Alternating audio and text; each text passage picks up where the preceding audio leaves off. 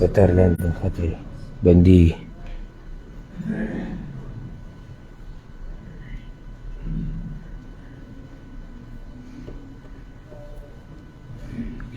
سيش. بسم الله الرحمن الرحيم. الحمد لله رب العالمين، والصلاة والسلام على أشرف الأنبياء والمرسلين نبينا محمد وعلى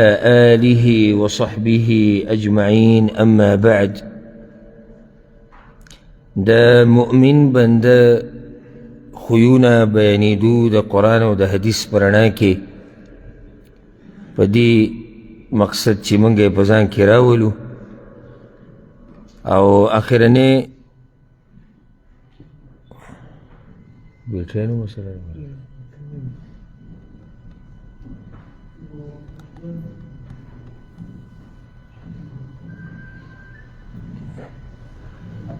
او آخرنے خوی چی دا غیب بارک خبر روانو آگا دا چی مؤمن دے رحیمی، دے مشفقی، دے مہربانی. او منگ دا خبر پا ٹیم ذکر کردی و چی دا موضوع اگده موضوع دا. اگر که دا پا دو مجالسو که هم دا دی حق سوک نیش ادا کوله، خو بیام کم سے کم سنه سا خبر بوش. نو تیرشی بیان کی بعض خبری اگه بیان شیوی چی اگه تعلق دی خبری سر ساتی، لکه رحم دلی ستوی او دا چی دا اللہ صفت تی چی اگه رحیم دی او دا اللہ دا رحمت بعض یعنی صورتون ذکر شیو.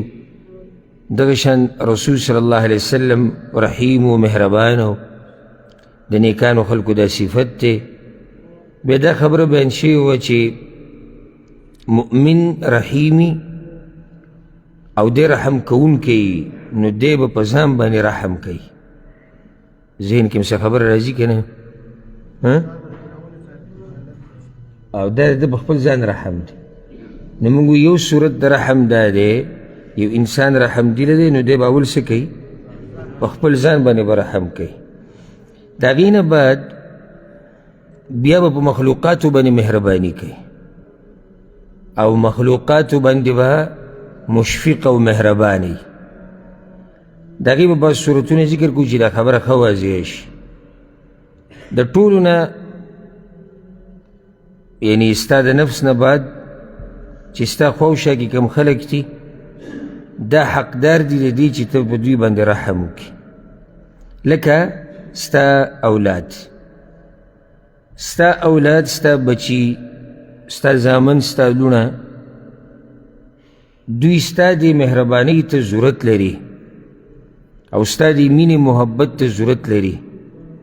او دا چی تا دا گوی خیسته تربیتو کی پا خیسته طریقے سر دی تا گوی ضرورت لری. دا بچی چی کم اللہ منگ لرا کری دا یادا کی دا خبردام کرے دا اللہ امانت تے زمانگ سر دا دی دا پارنی دی لکه دا بازو دا سوچی چیزا اللہ بچی را کری دوی بلوشی دوی مزدوری کے و مالا با پیسے راوڑی. یعنی صرف دا چی را دوم را سکڑی دی دا دی دا پارا چی را بچے لوشی و مالا پیسے راوڑی. خبر رسیب دا دی نرے چی بچے لوشی و تالا پیسے راوڑی. دا یو امانت تیتا سرا دا دی با اللہ تا پوس کی دا دی بچو دا تا پوس دا نکی چی دی بچی سمرا مزدوری کردی دا و سنگے کردی او تالا با پیسے لگی راوڑی و کڑی بے راوڑی. تا پوس بتانا دے بچی پا بارکی کی گی دا در تربیت پا بارکی با کی دا در حق پا بارکی با کی گی. دی بچی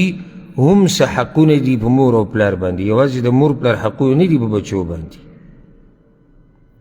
منگ دیر مور پلار دی سری دری چی دی خبری لدیر زور ورکی چی هر دی بچو تا دی او دی خلکو تا دی دا مور پلار حقوق بیانش. دا خبر صحیح دی چی دا مور پلار دیر حقوق دی، خو صرف دا گوی ندی حقوق دا بچوم دی. نو دی مور پلار تدیم دا بچو حقوق بیانش چی دا دیسی نره چی بس یو بچه پیدا شو بیا لوی گو چی بس طریقه لوی شو بیا با دی مزدوریانی کیو تالو پیسی روڑی. نا دا دیو انسان دا جون سوال دی، پورا ثابت انسان دی. نو ستا دا بچی د دې ډېر حقدار دي چې ته په هغوی باندې مهرباني وکړې او ته په هغوی شفقت وکړې. او حدیث کې دا راځي په صحیح بخاري صحیح مسلم کې دا حدیث دی. ابو هريره رضی الله عنه وی قبل رسول الله صلی الله علیه وسلم الحسن بن علي رضی الله عنهما. وی یو ورځ رسول صلی الله علیه وسلم راولګېدو دا خپل نوسی حسن یې ښکل کړو. وعنده الأقرع ابن حابس التميمي. أقرع ابن حابس التميمي مخوا کې ناسو. نو کله چې هغه دا منظر ولیدو چې رسول صلی الله علیه وسلم خپل نوسی ښکلی وی ان لي 10 من الولد، زما لس زامن دي لس، ما قبلت منهم احدا، ما دا اوسه پورې یو پکې نه دی ښکل کړی. رسول صلی الله علیه وسلم هغه ته وکتو بیا یې وویې من لا يرحم لا يرحم، څوک چې رحم نه کوي په هغه هم رحم نه کېږي. او یو حدیث کې داسې راځي د عایشه رضی الله عنها روایت دی. وی ده ووایي چې تقبلون الصبیان، تاسو ماشومان هم ښکلوئ. دی خو بهر د بانډو نه راغلی او د هغه ځای خلک سخت مزاج نو دا جهالت پکې پروت او دا جهالت اوس هم په ډېرو پښتنو کې دی.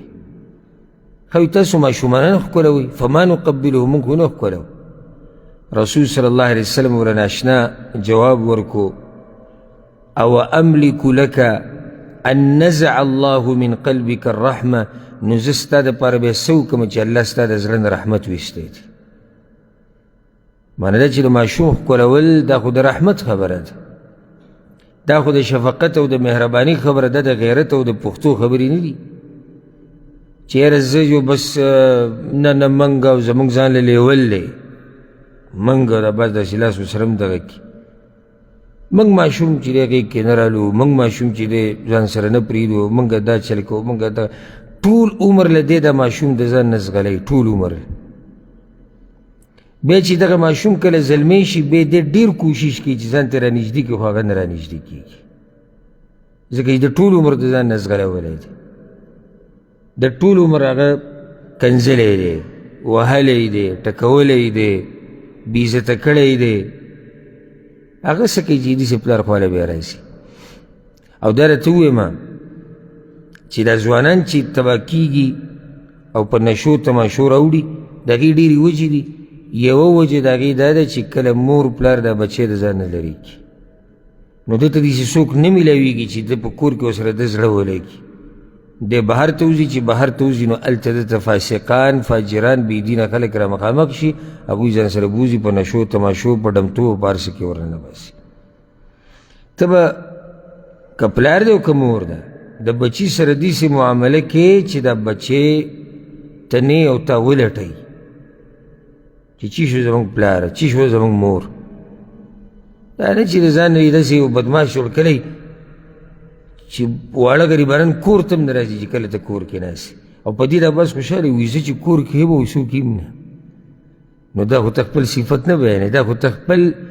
ذم بیانې، بدي بیانې چې زه دومره سخت مزاج یم او بې رحمه یم چې زه یم نو څوک نه وي. دا خو څه ښه صفت خو نه دی.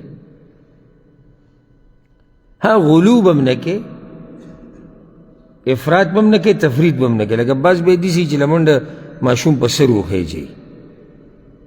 عقل ورته نه ښیي، تربیت ورته نه ښیي، سړیتوب ورته نه ښیي، د ښه او بد ورته نه وایي. که هغه یې په سټ ورخیجي او که هغه د میلمه په سټ ورخیجي او که هغه کنځلې کوي او که هغه بدې ردې وایي او که هغه هر څه کوي دی ورته خاندي، خوله یې ورته چینګه نیولي، دا هم شریعت کې نشته. رسول صلی الله علیه وسلم خپل دلته یې نوسی ښکل کړی دی، خو دې نوسي له یوه ورځ دا لاس هم داسې والی دی. کله چې هغه کجوره د لارې نه راغسته چا یې ښودی وایي څه په ترې کې دا صدقه یي، لاس یې وله ووه. نو ته به په منځنۍ لار باندې بچو سره مینه محبت دا اصل دی، رحمت او شفقت دا اصل دی. بیا رحمت او شفقت دا دی چې ته ورته سړیتوب وکړې، دا هم رحمت او شفقت دی. نو سړیتوب به ورته ښیې، کله به ورته غوسه هم کې، نو کله به ورسره خاندي را خاندي هم، مذاق به ورسره هم کې. دوی خپل دوستان که دا بچي دا چې دوستان کړو که نه، سبا له چې دوی ته څه مسله راځي تا ته یې وایي او ته به ورته هم ووایې چې ته دې خو راشه کښېنه ګوره دا کار خلک داسې نه کوي دا داسې کوي داسې کوي ځکه چې هغه ستا سره زړه لګي ته به یې پوه وکړي نو چې صرف د درز دروز معامله وي پای کې ستا خواله نه راځي او نه هغه تا ته حقیقت وایي نه هغه تا ته د زړه حال وایي ځکه چې هغه ته پته ده چې ده ته خبره کول اول دي حل د مسلې ده سره نشته زما د پلار سره وایي ده سره صرف د والو قصه ده بیا دا ماشوم دومره کلک شي چې د باندې بیا والو مسر نه کوي بس هغه عادت شي چې بھائی زموږ پلار خو دغه یو سوک دوه ورکوي لتې ورکوي دوه درې آبزه وکړه بس کیسه ختمه شو مونږ چې کله ما مدرسه کې قرآن یادو نو مونږ سره یو پنجابی و هغه هم قرآن یادو نو هغه ته به اکثر نه و یاد کمزوری و ډېر نو هغه چې به کله د لینډ کې به مونږ سره ناست و قاري صاحب ته مونږ په لینډ کې ناست و سهار وختي چې به رالو چې سبق ووایو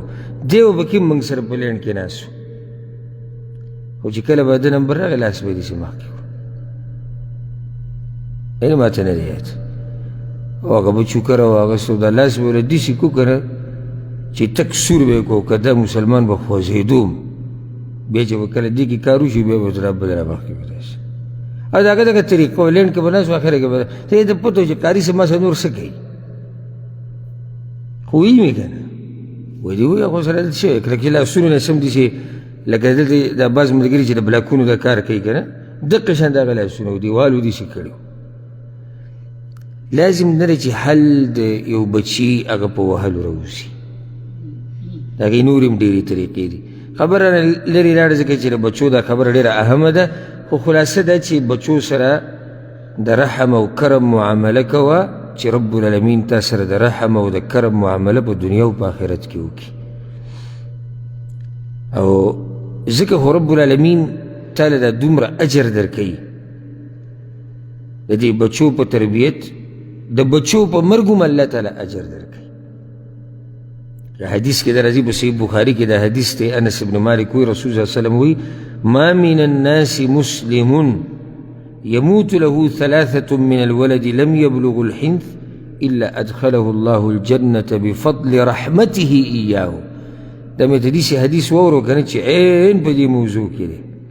وی د یو مسلمان چې 3 بچي مړه شي او هغه بلوغ ته نه رسېدلي رب العالمین به دا سړی جنت ته بوځي ولې بفضل رحمته إياه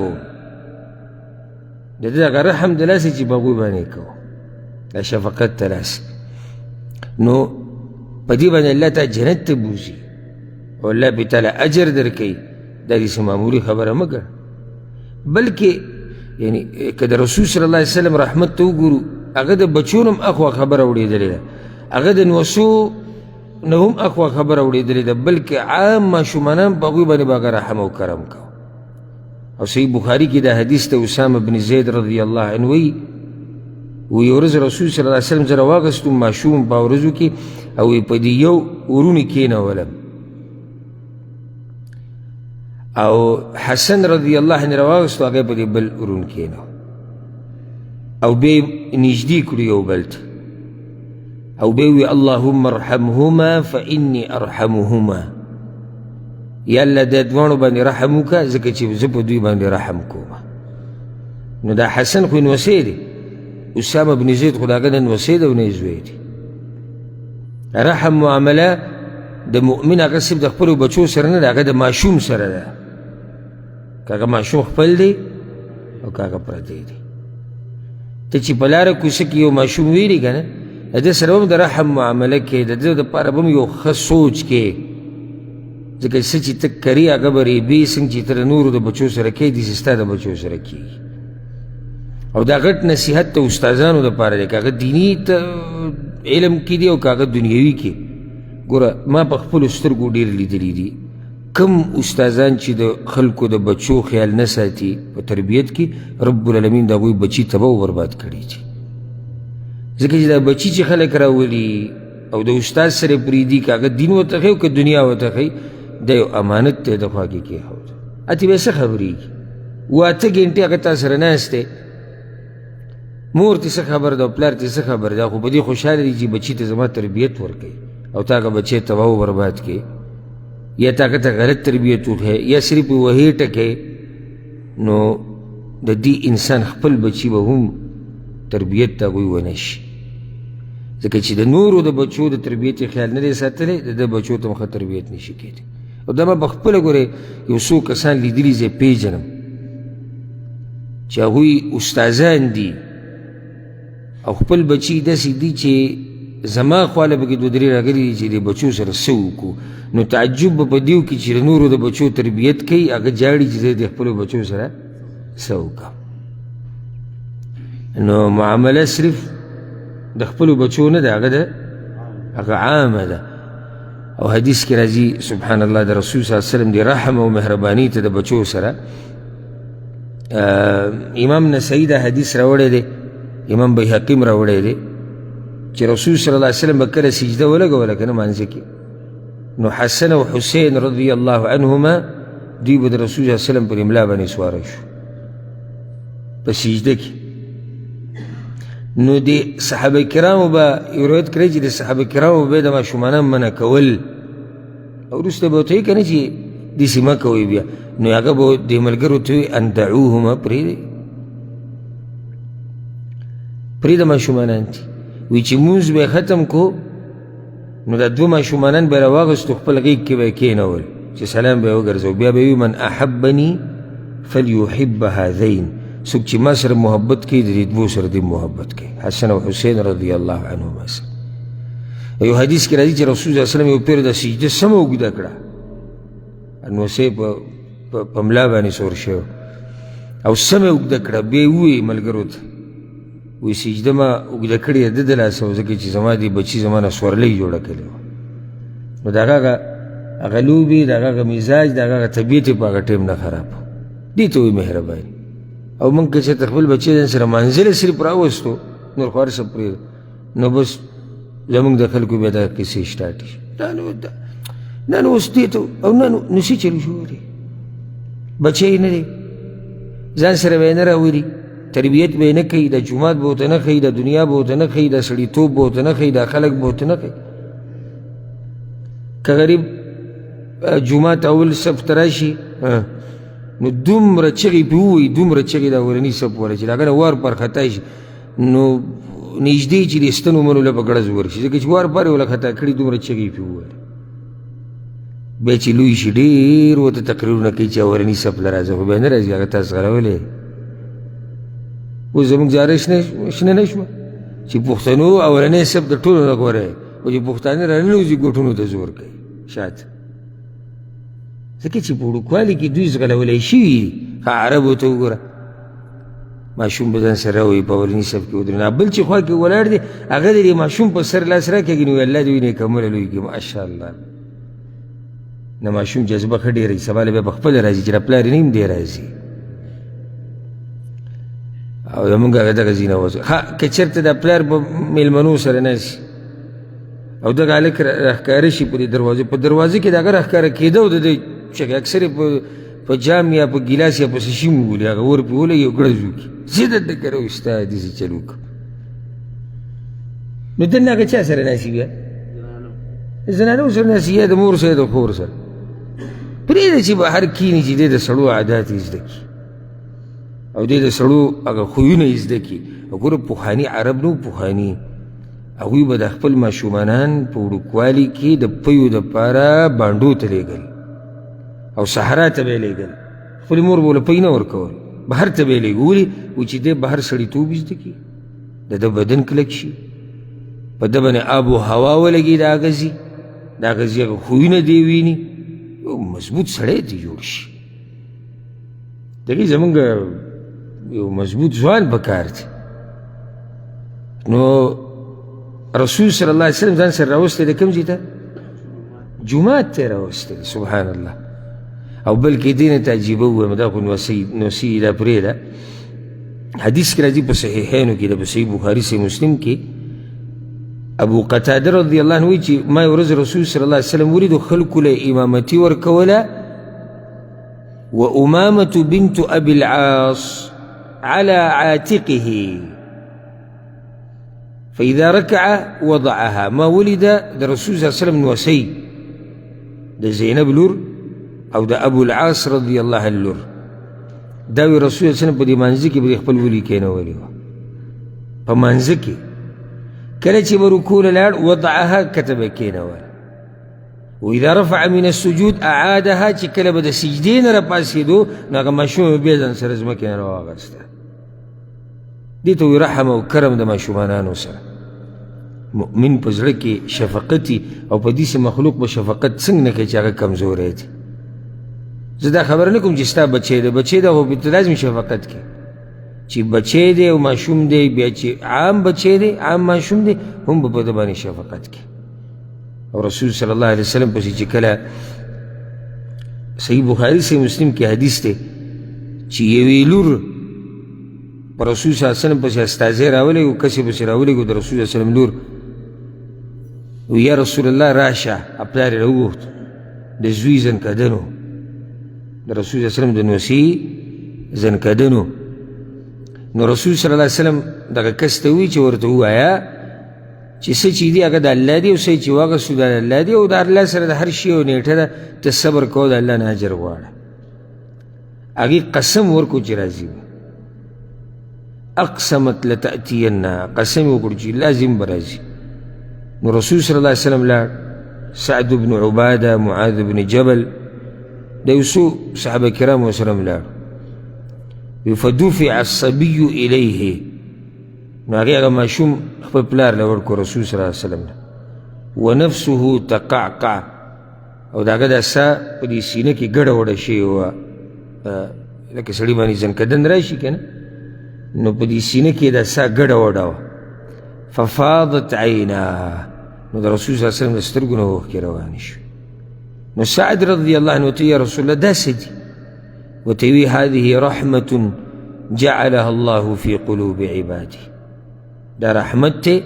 الله د خپلو بندګانو په زړونو کې اچولی دی. بیا دا خبره ورته وکړه انما يرحم الله من عباده الرحماء،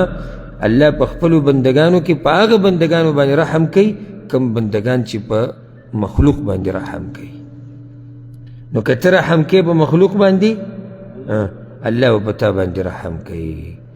او دا خبره اوږده ده خو په دې به ختمه کړو چې د بچو سره به د رحم معامله کې. بیا مور پلار، الله اکبر،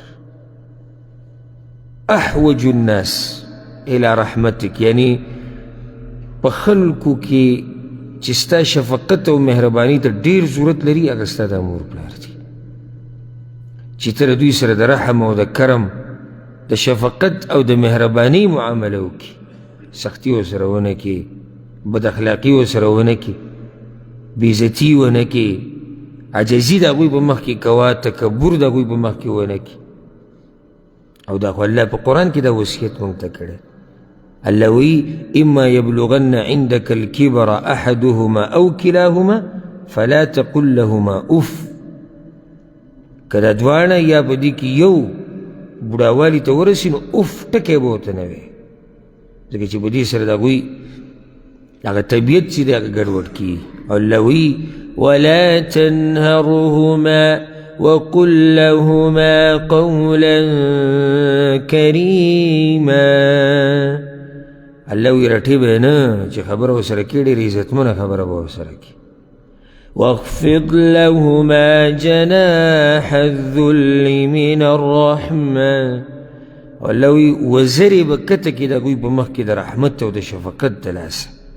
واخفض لهما جناح الذل من الرحمة، د رحمت او د شفقت د لاسه به خپلې وزرې کته کړي د مور پلار په مخ کې. دا شفقت او مهرباني ده. او څومره سپک دی هغه انسان. او زه ورته د سره نه غیرتي ویم، نه ورته د سړیتوب خاوند ویم، او نه یې په څه کې شمارم و رب الکعبه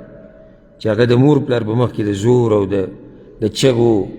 او د بدتمیزۍ معامله کوي د هغوی سره. ته ماشوم وي،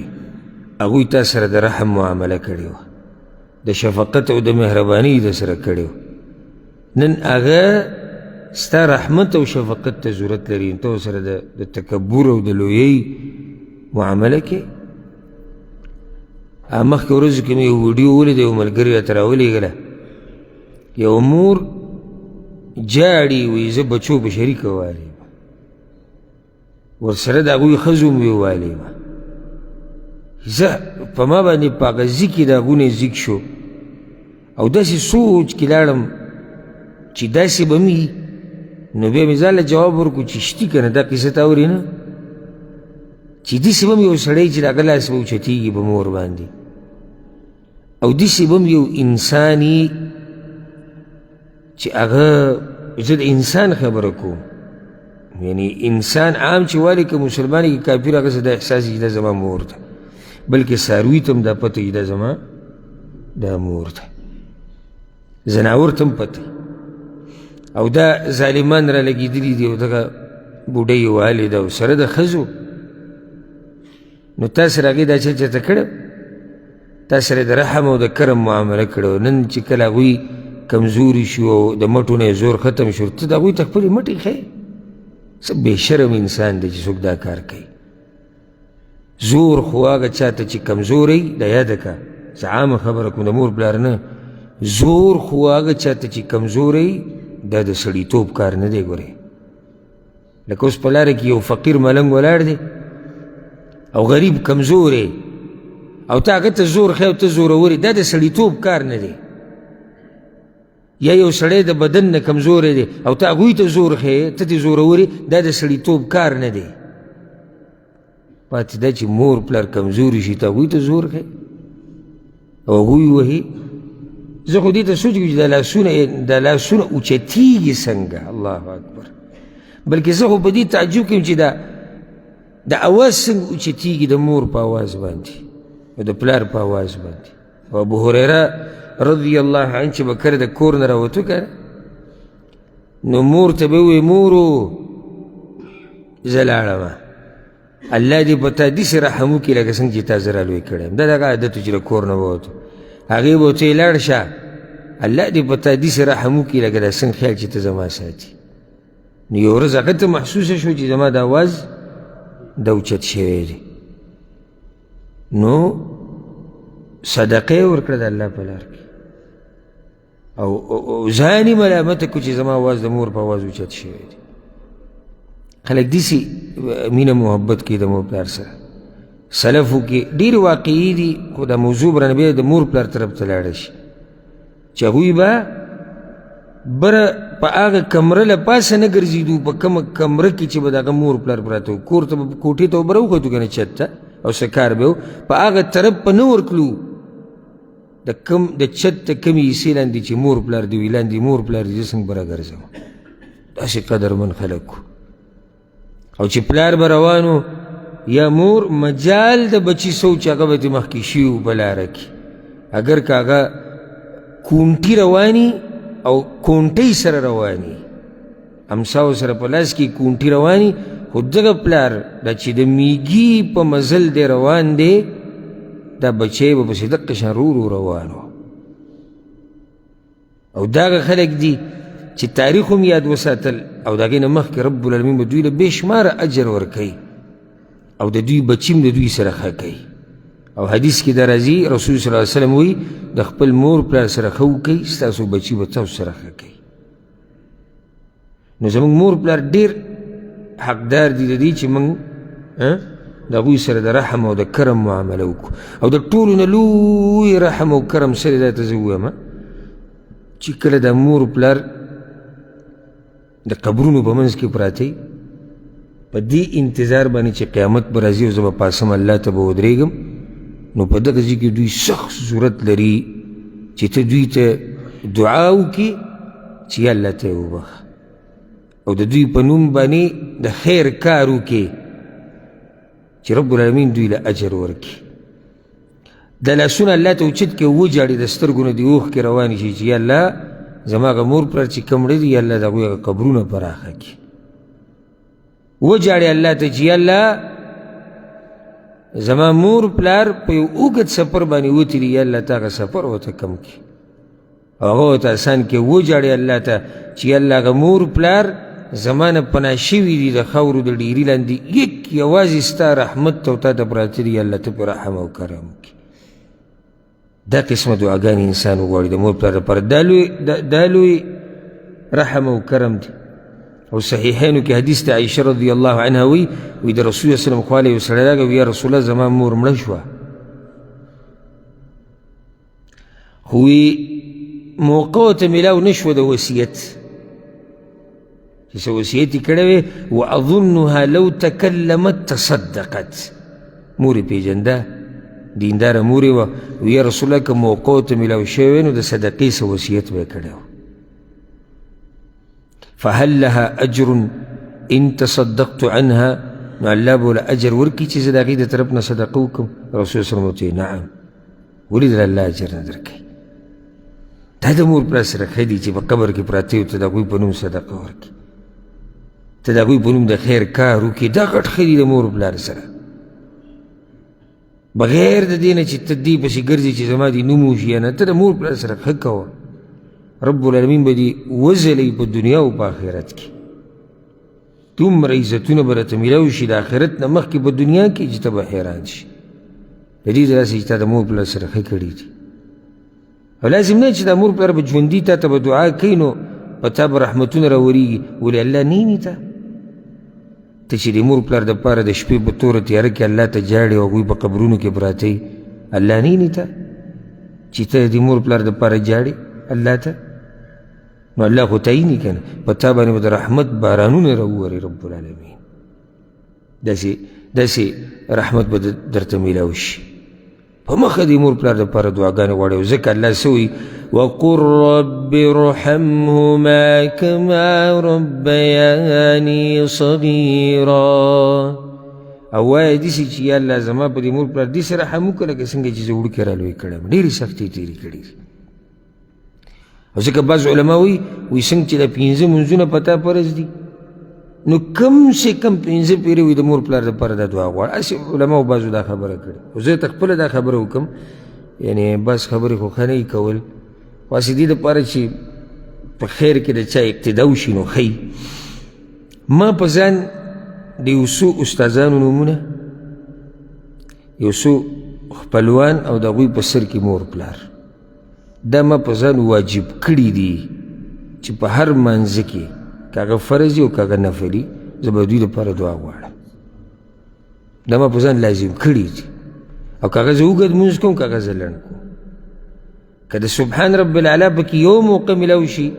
نو هغه زه یو ووایم، که مونځ ډېر مختصر وي سبحان رب العلا یو پیر ووایم، زر زر پکې د مور پلار دپاره دعا وغواړم.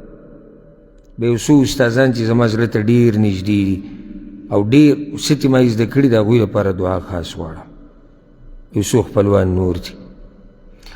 نو پیسې پې زموږ نه لګي. اوس بعض خو هغه دي چې هغه غریبانان که د پیسو دی ورته ووایو خو جمري ساتي وځي، د پیسو بحث به ورسره نه کړي. پیسې پې ستا نه نه لګي، ټیم پې نه لګي. ته صرف الله ته لاس اوچت کړي چې الله زما په مور پلار باندې رحم وکړه. دا ګوره ستا رحم دی په هغوی باندې، ته پې زړه سېځې چې یاره دغه بوډا چې هلته تا ته پروت دی یا الله، او یا دغه بوډۍ ما چې خپل ځای نه زموږ والد صاحب الله دې د هغه په قبر باندې رحمتونو باران راووري، چې کله خخم کو دعا م غوښته نو په هغه ټیم کې به دعا کېده ویم یا الله ستا نبي صلی الله علیه وسلم دا خبره کړې ده چې یو سپین ږیری تا ته لاس اوچت کړي او څه دنه غواړي نو ته د هغه لاس نه راواپس کوې، ځکه چې د هغه سپینو ډکو نه تا له حیا درځي. دا موږ ته ستا پیغمبر ویلي. او نن موږ یو داسې انسان تا ته په قبر کې یوازې پرېښودو چې د هغه ویښته سپین شوي دي، هغه ژوندی و تا ته به لاس اوچتول، دې ځکه اوس مړ دی موږ تا ته کېښو. یا الله ته ورسره د رحم او د کرم معامله وکړي، ځکه چې دلته دې محتاج شو، ستا دعا ته ضرورت لري، ستا د خیر کارونه چې ته د هغوی په نومو کې دې ته ضرورت لري. نو د مور پلار دپاره دعاګانې په مخه غواړي. او که زه دې موضوع کې ورننوځم دا داسې موضوع ده چې ځکه چې خپل ځانې ما ته دغه نعمت احساس شتي نو ځکه پکې زه ډېرې خبرې بیا کوم نو په دې به اکتفا وکړو. دغه شان رحیم انسان هغه دی او مهربانه، رحیم او مهربانه هغه دی چې هغه د خپلې ښځې سره د رحمت معامله کوي او ښځه د خاوند سره د رحمت معامله کوي. او زرت یو آیت په قرآن کې دی بیانوم الله وی ومن آیاته ان خلق لكم من انفسكم ازواجا لتسكنوا إليها وجعل بينكم مودة ورحمة. الله وی زما د قدرت په نخو کې یو نښه دا ده چې ما تاسو جوړی جوړ کړي یعنی سړی او ښځه. ولې الله دا جوړه دي جوړه کړې ده د نر او د ماده مذکر او مؤنث ښځه او سړی وی لتسكنوا إليها چې تاسو ته سکون میلاو شي. وجعل بينكم مودة ورحمة او ستاسو په منځ کې ما مینا او رحمت اچولی دی. ښځې او د خاوند په منځ کې څه دي؟ مینا او رحمت. معنی ده چې دا رشته دا ولاړه ده په محبت او په رحمت او په شفقت. ښځه به د خاوند خیال ساتي، خاوند به د ښځې، دواړه به د یو بل سره رحم او کرم معامله کوي. دا عدل بدل نه دی. ګورې دا عدل او بدل قصه نه ده چې ښځه ما سره څه کوي زه ورسره هغه شان کوم، یا زه ښځې سره څه کوم ښځه به ما سره هغه شان کوي، یا زه به ورسره د یو حساب کوم، یا هغه به ما سره د یوې خبرې حساب کوي. نه، دا خو د مینې محبت رشته ده، دا خو د رحمت او د شفقت رشته ده. د دې ښځې سره د رحم معامله کوه، دا کمزوري ده. او حدیث کې راځي رسول صلی الله علیه وسلم وایي د الله نه ویرېږئ د دوو کمزورو د حق په باره کې، یو یتیم او بل زنانه ده. د دې سره د رحمت معامله کوه، غلطي ورته معاف کوه، الا هغه غلطي چې د هغې د معافۍ ګنجایش نه وي، هلته نه. خو چې ګنجایش پکې نو معافي ورته کوه، بخښنه ورته کوه. دا هم انسان دی، دا هم کمزوری دی، ده هم زړه د غوښې دی، ده په بدن کې هم هډوکي او غوښه او وینه ده.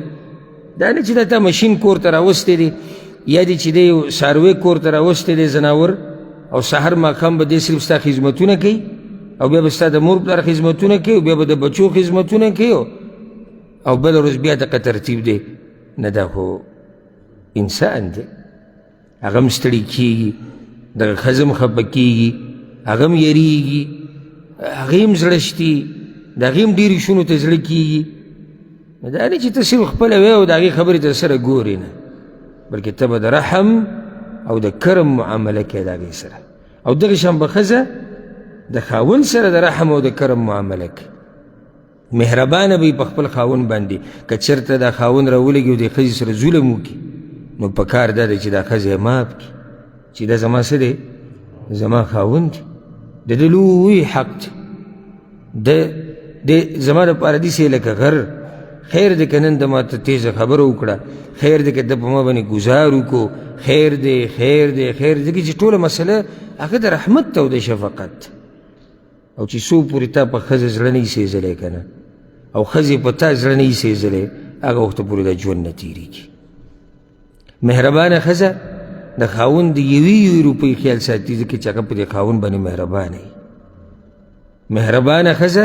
د خاوند د عزت خیال ساتي، ځکه چې په خاوند باندې مهربانه وي. یاره نه نه، د ده مال ضایع نه شي، د بچي ضایع نه شي، د ده عزت خراب نه شي. دا د مهربانې ښځې کار دی. او بعض ښځې خو راغلي دی چې د ده نه به څه خورم؟ مال به ترې خورم، او خپل مور پلار به پرې ساتم، او ځان به پرې ساتم، او که دې مریو که چې وي کار څه کوي، ماله خو به رالیږي وایي. نه، مهربانه ښځه د خاوند سره ملګرتیا کوي، او ورته ووایي چې ته څنګه وې هغه شان ژوند به تېروو، چې ته څه خوري موږ به درسره هغه خورو، که ته وچه خوري موږ هم خورو، که ته لمده خوري موږ هم لمده خورو، که ته د چت لاندې اوسېږې موږ درسره اوسېږو، که ته اسمان ته پروت یې که ته موږ درسره هلته پراته یو. نو هله به د کور د ژوند دا ښایسته تېرېږي. او که رحمت دې ترې وویستو که نه، نو بیا دا ژوند ښایسته نه تېرېږي. پوه شوې بې که نه؟ حدیث کې دا راځي، رسول صلی الله علیه وسلم وی، امام بزار راوړی دی، الا خیرکم لاهله. په تاسو کې غوره انسان هغه دی چې د خپل اهل دپاره غوره دی. لکه ته ماته دا مه وایه چې بهر خلک ستا صفت کوي. راځه ځو او ستا د ښځې نه تپوس کوو چې ته څنګه سړی یې. راځه ځو ستا د بچو نه تپوس کوو چې ته څنګه سړی یې. راځه ځو ستا د مور پلار نه تپوس کوو چې ته څنګه سړی راځه ځو ستا د خاندان او د نسب او د قوم نه تپوس کوو چې ته څنګه سړی د هغې نه بعد به بیا زه تا سره خبره کوم چې ته ښه سړی او که ته نه یې بهر خو ته یو لسو منټو له زما سره میلاو شوي او ځان نه دې سم یو بزرګ جوړ کړی دی او سبحان الله والحمدلله لا اله الا الله زه څه خبر یم تاله او لسو منټو قصه ده اصل پته هلته لګي چې ته د خپل کور والا سره څنګه یې ته د اهل و عیال سره څنګه نه دا نه چې کور کې دننه بد اخلاق او بهر سې بهر خوش اخلاق دا خو څه خبره نه شوه او ځکه ګوره عمر بن خطاب رضی الله عنه په مخ کې یو کس صفت وګورئ پلانه ډېر ښه سړی دی هغوی سفر دی ورسره کړی وی نه ګاونډي دی نه مالي معامله راغلی نه نو بیا د صفت کې په دې دریو کې د سړي پته لګي په سفر کې د سړي پته لګي سفر کې سړی ستړی شي او چې ستړی شي سړی که نه چې د یاده کې ګوره ښه چې کله هم سړی ستړی شو او یا پې غم راغی نو په دې کې د اصیل او د کم اصل پته لګي ځکه چې په خوشحالۍ کې هر یو خوشحالی خو به هر یو خاندي خوله به یې چینګه نیولي تا ته او ډېر ښه سړی دی خو چې په ده سخت راشي که نه او دی ښه سړی نو دا بیا دی ښه سړی او چې ګاونډي دي خو سره په مخه په خوا کې دی د ده پته ولګي دا څنګه سړی او چې سره مالي معاملاتو کې راشي نو دلته بیا د سړي پته لګي چې دا څنګه سړی دی نو د اخلاقو ستا پته کوم ځای کې لګي په روډ باندې په کور کې د بچو سره د اهل و عیال سره هلته پته لګي ښه دغه شان د رحمت یو صورت دا دی چې ته رحم او کرم وکړې په کمزورو او په فقیرانو باندې په دوی باندې رحمت او شفقت دا د مؤمن شان دی او دا حدیث واورئ ګور رسول صلی الله علیه وسلم وایي په صحیح بخاري صحیح مسلم کې دی الساعي علی الارملة والمسکین کم سړی چې د کونډې ښځې خیال ساتي د کونډو خیال ساتي یا د مسکینانو غریبانانو کالمجاهد فی سبیل الله لکه د الله په لار کې چې جهاد کوي او القائم الليل الصائم النهار یا د هغه سړي په شان دی چې ټوله شپه تهجد کوي او هر ورځ یې صحیح روژه یي دا اجر تا ته هله میلاویږي چې ته کله د کونډو د مسکینانو خیال ساتي وبه ساتي خیال که نه ګرانه ده یاره دومره آسان کار دی قسم پرې د خورم آسان کار دی ډېر آسان دی او مسله دا چې الله چاله توفیق ورکوي چاله نه ورکوي کله یو غریب لیږی د غریب خیال ساتي دا ډېر عجیبه وي کله غریب لیږی د غریب خیال ساتي او کله مالداره د غریب خیال نشي ساتلی کله غریب په خپله غریبي غریب سره ځان له یو دوه درې ټیمه روټۍ چې د ورځې خوري ډېر په مشکله او بچو ته ووایي هغه پلانې کونډې له پکې ویسئ غریبه اوس ده ته وګوره دی غریب دی خیال ساتي د چا د کونډې مالدار یې نشي ساتلی دا توفیق دی ولې دا خبره د مال د ډېرېدو او د کمېدو نه ده دا خبره د څه ده دا د توفیق ده چې الله دله کله طاقت درکو که نه او توفیق یې درکو 2 روپۍ به ته به غریبانانو ولګې او دقه 2 روپۍ به تا سره وي او چې الله دله توفیق نه درکو که نه ښه مزې به دي ښه ژوند دې رواني ورب الکعبه والذي نفسي بیده په هغه الله مې دې قسمي کوم په لاس کې زما سا ده که نه که 1 روپۍ تا ولګوله بیا ما ته ووایه ولې ځکه چې خبره ټوله څه ده هغه د توفیق ده او معمولی کار نه دی که نه کالمجاهد فی سبیل الله لکه یو سړی چې الله په لار کې جهاد کوي یو ښځه د خاوند یې مړ دی او ته هغې له خوراک ولېږي ته هغې له خرچه ولېږي او د خاوند دغه غم نه بعد د هغې په خوله باندې خندا راشي او دا لاس اوچت کړي الله ته ووایي او یا لاس اوچت نه کړي صرف د دې په دې مخ چې دا خندا راله څومره لوی کار ته وکړو نو دغه خلکو دپاره مبارکي او خوشحالي ده او رسول صلی الله علیه وسلم وایي صحیح بخاري کې حدیث دی انا وکافل الیتیم فی الجنة هکذا څوک چې د یتیم کفالت کوي ما او هغه په جنت کې دواړه دقه شان یو ځای امام احمد یو حدیث راوړی دی یو سړی راغی رسول صلی الله علیه وسلم ته شکایت وکړو ان رجلا شکا قسوة قلبه یا رسول الله زړه مې ډېر سخت شوی دی زړه مې سخت دی چې دا به څنګه نرم شي. هغه ورته ان اردت ان یلین قلبک فاطعم المسکین وامسح رأس الیتیم. په غریبانانو خوراک کوه، د یتیم په سر لاس راکاږه، الله به دې زړه نرم کړي. په غریبانانو خوراک کوه، د یتیم په سر لاس راکاږه، رب العالمین به دې زړه هغه نرم کړي. او دې حدیث ته وګوره که په صحیح مسلم کې دی، رسول صلی الله علیه وسلم وایي من نفس عن مؤمن كربة من كرب الدنيا نفس الله عنه كربة من كرب يوم القيامة. چا چې د یو مؤمن نه د دنیا په سختو کې یو سخته لرې کړه، رب العالمین به د نه په آخرت په سختو کې یو سخته لرې کړي. ته چې څه کوې تا سره کېږي. ته لر که سخته د یو مؤمن نه، او بیا ګوره الله تا سره څه کوي. او رب الکعبه ډېر سخت ضرورت دی دې صفت. او په نن سبا ورځو کې خصوصا زموږ په معاشره کې د پښتنو کې غریبي عامه شوې ده. ضرورتمند خلک ډېر شوي دي، حاجتمند ډېر شوي. بل ورځ یو ملګري خبره کوله چې وایي چې یو سړی ډوډۍ چې ته راواغېسته کور خوا کې سپی ناست و، هغه ته یې ګزار کړه. نو هغه سپی دغه دروازې سره به پروت و، هغه مخ واړه روان شو. نو هلته یو ماشوم ولاړ و، ما ته وایي چې کاکا زه یې والم، زه یې وخورم. په دې کې موږ وایو الله ته موږ باندې د رحم باران راووری یا الله په موږ باندې. رحم باران به په تا څنګه راوورېږي، ستا په زړه کې رحم نشته. باران د رحمت خو هله راځي چې ستا د زړه نه خو هم د باران رحمت راوورېږي، که نه په غریبانانو، په مسلمانانو، په دیندارو، په ماشومانانو، په بچو، په ښځو، هله به په تا رحمت راوورېږي. او زمونږ بچي څومره موږ خیال ساتو، دوی له دا ووال او دوی له دغه وکړه او دوی له داسې وکړه. دا هم د چا بچی و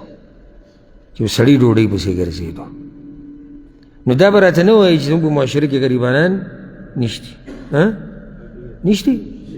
ښه ډېر شی دي. نو که څوک داسې وایي چې یاره نشتي، نو داسې دی ځان په زور جاهل کوي. او زه دا وایم یعنې هغه مسلمان به څنګه ځان وبخي، هغه مسلمان به څنګه ځان وبخي چې د هغه وس رسي چې د خلکو سره مرسته وکړي او نیکې قصدن دی به ځان څنګه وبخي. والله چې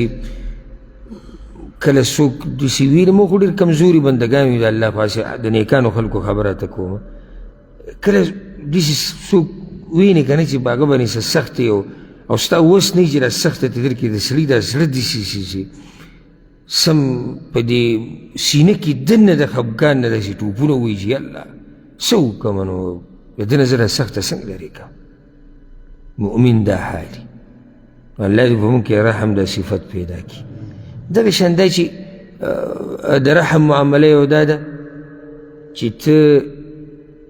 د بیمار تپوس وکړې او د بیمار سره ودرېږي، دا هم رحمت او شفقت دی. او ځکه حدیث کې دا راځي چې قیامت په ورځ به الله وایي، په صحیح مسلم کې دا حدیث دی، وایي قیامت په ورځ به الله وایي چې یا ابن آدم، ای د آدم بچیه، مرضت فلم تعودني، زه بیمار شوم ته زما خواله نه وې راغلی. هغه به ورته وایي چې یا الله یا رب کیف اعودک وانت رب العالمین، زه به ستا څنګه یعنې عیادت کوم، ته خو رب العالمین یې، په تا خو بیماري نه راځي. الله ورته وایي چې اما علمت ان عبدي فلانا مرض فلم تعوده، زماغه پلانې بنده بیمارو او تا ته ښه پته وه چې بیمارو، خو ته بیا هم خواله نه وې ورغلی. که ته چېرته ورغلی وې، زه به دې هلته موملی وې، زه به دې هلته موندلی وې، که ته هلته تلی وې او تا ته پته وه چې هغه بیمار دی. ډېر ورته چې پته ولګي چې بیمار دی، بیا په هغه طرف نه ورځي. کیدای شي ولس ریاله وغواړي، او کیدای شي دا وایي چې ما هسپتال ته ورسوه، نو بیا دنه قصدن لري تښتي. د بیمار تپوس کول دا هم رحمت او شفقت دی. زه به درته د خپل دین څه وایم، خو په دین اسلام کې په څاروي باندې به هم رحمت او شفقت کې، په څاروي باندې داسې چې د بل مذهب هم لیدلی چې څاروي سره به هم د رحمت او د شفقت او د مهربانۍ معامله کې. حدیث کې دا راځي، ابو هريره رضی الله عنه روایت ته، رسول صلی الله علیه وسلم وی بینما کلب یو سپی ګرځېدو د کوهي نه ګیر چاپېره کاد یقتله العطش نږدې و چې تندې وجلی وی دا سپی اذ رأته بغي من بغایا بني اسرائیل د بني اسرائیلو په زیناکارو زنانو کې یوې زیناکارې زنانه دا سپی ولیدو ښه ښځه نه وه فنزعت موقها فسقته فغفر لها بها هغې خپله موزه راواغسته او په هغې کې دې سپي له اوبه راواغستې ورې کړې رب العالمین د دې د لاسه وبخله داسې دین دی تا ته وایي چې د حیوان سره به هم د رحمت معامله کوي د حیوان سره والله دا بعض ویډیوګانې موږ وینو پته یې چې د خلکو د انسانیت او اسلام او دا کوم ځای کې پرېښودي دي لکه سپي ته به یې اور اچولې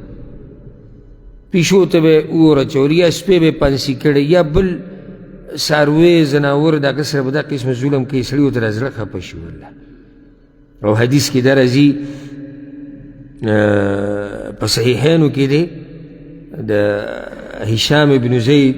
وایي چې د انس ابن مالک رضی الله عنه سره روان ومه نو حکم ابن ایوب پسې لاړم په هغه پسې خواله ورلو نو انس ابن مالک په لاره کې څه ماشومانان ولیدل هلکان لوبې کولې چرګه یې ودرولې او هغه یې ویشته چې یعنې د چا هغه شی چې د چا نښه برابر ده او دا نښه یې معلوموله په څه شي چرګه یې ویشته نو انس ابن مالک چې کله ولیدو وایي د دې کار نه رسول صلی الله علیه وسلم منع کړې ده او یو حدیث کې داسې راځي چې عبدالله بن عمر څخه خلک داسې ولیدو دا کار یې کو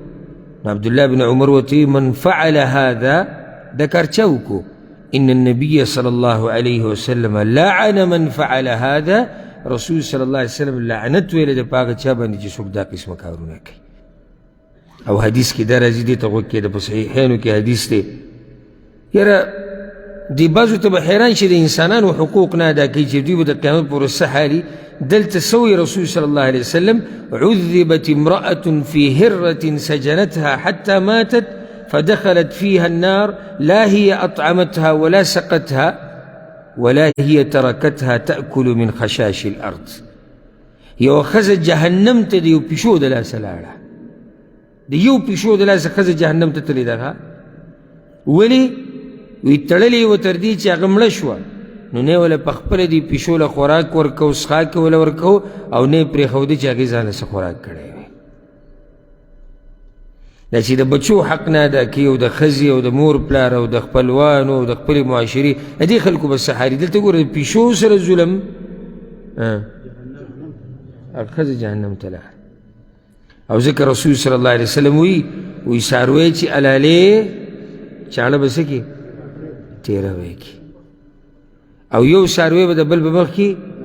نه الالې دا ټولې خبرې ولې کړي رحمت دی شفقت دی چې ده ته په ده سخت حالات را نشي ده ته تکلیف میلاو نشي دا ټوله خبره د رحمت ته او د شفقت او د مهربانۍ ده بلکې عامه مسله کې به د الله د بندګانو سره څه کې اسانتیا وکړي دا هم رحمت دی یعنی زما ستا سره معامله راله نو زه به څه ووایم چې زه خیر دی دا د الله بنده دی دې ته رحمت وایي زه خیر دی دا پکې راځي دې ته رحمت وایي